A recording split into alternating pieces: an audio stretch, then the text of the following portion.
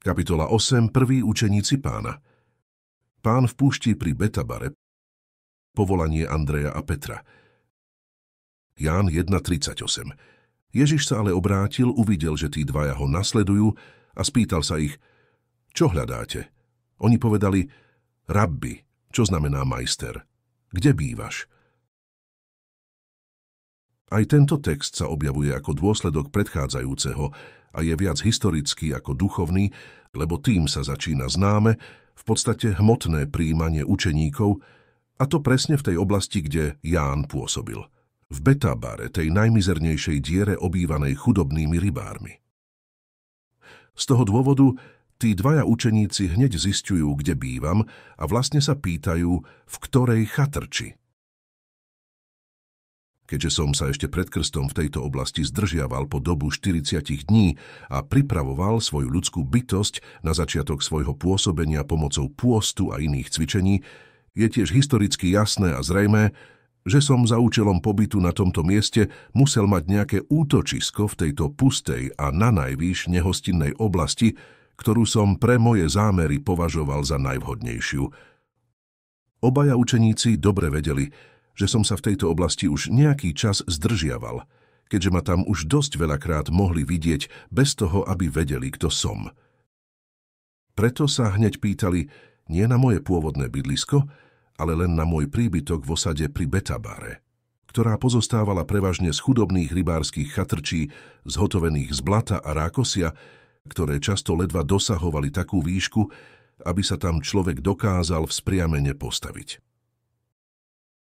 A podobnú chatrč, ktorú som si postavil vlastnými rukami dosť hlboko v púšti, som obýval aj ja. Odvtedy sa datujú pustovne, ktoré sa dodnes dajú nájsť takmer vo všetkých kresťanských zemiach. Ján 1.39. On im povedal, poďte a uvidíte. Išli teda s ním, videli, kde býva a zostali v ten deň u neho. Bolo to okolo 10. hodiny. Tento prístrešok nebol ďaleko od miesta, kde sa Ján venoval svojmu poslaniu, preto som vtedy aj povedal obom učeníkom, poďte a uvidíte, počom ma aj obaja nasledovali a so mnou došli k môjmu príbytku, kde sa nemálo čudovali, že Boží pomazaný obýva nanajvýš nepôsobivú chatrč a k tomu v tej najnehostinejšej časti púšte.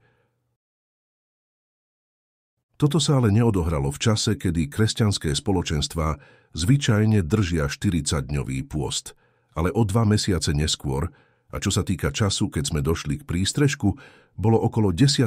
hodiny, teda podľa dnešného počítania času okolo 3. hodiny po obede, lebo východ slnka vtedy určoval 1. hodinu dňa. Ale keďže tento neprebieha vždy v rovnakom čase, vtedy udávané časy sa nedajú presne zladiť so súčasným spôsobom uvádzania času, ale len približne. Preto som vyššie uviedol, keď sme s 2 učeníkmi dosiahli prístrešok, boli asi 3 hodiny popoludní. Keďže títo dvaja učeníci strávili zvyšok dňa až do západu slnka pri mne, v mysli zvedavého čitateľa sa iste objaví otázka, čo sme my traja pri mojom prístrežku robili v čase od 3. do 8., lebo o tom sa nikde nič nepíše. To sa dá ale ľahko pochopiť a rozumie sa tak povediať samo sebou, že som tých 2 poučil o ich budúcom poslaní.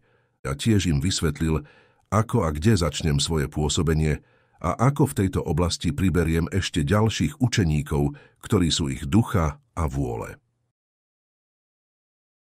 Súčasne som im dal úlohu, aby sa medzi svojimi kolegami, ktorí boli zväčša rybári, popýtali a poradili, či by niektorí z nich neboli ochotní pridať sa ku mne. Týmto sme sa teda v tom čase zaoberali. Ale keď nastal večer, poslal som ich oboch preč, aby sa vrátili k svojim blízkym a oni išli z časti vo výbornej nálade, ale z časti aj veľmi zamyslení, lebo mali manželky a deti, a nevedeli, čo by s nimi mali urobiť. Ján 1.40. Jeden z tých 2, ktorí počuli Jána o Ježišovi takto hovoriť a potom išli za Ježišom, bol Andrej, brat Šimona Petra. Jeden z tých dvoch menom Andrej je so svojím rozhodnutím rýchlo hotový a chce ma nasledovať za každú cenu. Preto aj hneď vyhľadá svojho brata Šimona, ktorý sa ešte kdesi zapodieva so svojimi rybárskymi sieťami. Ján 1.41. Ten ako prvé našiel svojho brata Šimona a povedal mu: našli sme Mesiáša. Mesiáš znamená pomazaný. Keď ho po nejakom hľadaní nájde, začne mu náhlivo vysvetľovať, že našli zasľúbeného Mesiáša spolu s druhým učeníkom, ktorého rozhodnutie nasledovať ma nebolo také pevné. Ján 1.42. Šimon si želá vidieť Ježiša a Andrej vedie Šimona k Ježišovi.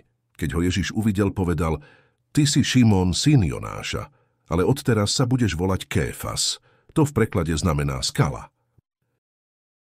Keď sa Šimon o mne dopočuje, živo vyjadrí želanie ma čo najskôr vidieť, lebo pri krste nebol prítomný. Andrej povie: dnes to už dosť dobre nepôjde, ale zajtra na úsvite by si mal byť s ním. Šimon, ktorý nech robil čokoľvek, stále fantazíroval o Mesiášovi a domnieval sa, že Mesiáš pomôže chudobe a úplne odstráni boháčov so zatvrdnutými srdciami. Na to povedal: brat, tu nesmieme stratiť ani okamih, ja okamžite všetko nechávam tak a budem ho nasledovať aj na koniec sveta, ak by si to želal. Hneď ma k nemu zaveď, lebo ma to k nemu ohromne ťahá a musím ho už dnes vidieť a hovoriť s ním. Noc je jasná a k jeho chatrči to nie je ďaleko, tak nech už sme na ceste k nemu. Kto vie, či ho zajtra ešte stretneme. Vyhovejúc jeho túžbe, Andrej ho vedie ku mne. Keď sa ale obaja už dosť neskoro v noci blížia k môjmu príbytku, 30 krokov od neho zostane Peter stáť v akejsi sladkej extáze a hovorí Andrejovi: cítim sa tak zvláštne, zovrela ma taká blažená úzkosť, že sa sotva odvážim urobiť ďalší krok vpred a predsa v sebe cítim takú vrúcnu túžbu ho vidieť. Tu výjdem zo svojej chatrče obom bratom v ústrety, čím sa myslí a označuje, že som ho videl. Rozumie sa samo sebou, že byť mnou videný a výdením v ústretí je naznačené, že niekto ako Šimon ku mne prichádza v prvom rade v srdci. Preto je aj mnou hneď spoznaný, to znamená prijatý, a nové meno je jeho prvý podiel na mojom kráľovstve. Šimon tu hneď aj dostane meno Kéfas, alebo skala vo viere vo mňa, lebo už dlho som videl, aký druh ducha oživuje a oživoval Petra.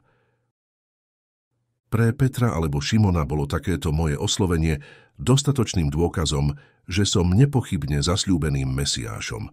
Odvtedy už vo svojom srdci nedal žiadny priestor pochybnostiam o mne a tiež sa ma nikdy nespýtal, či som naozaj ten pravý, lebo jeho srdce bolo pre neho tou jedinou a najistejšou zárukou.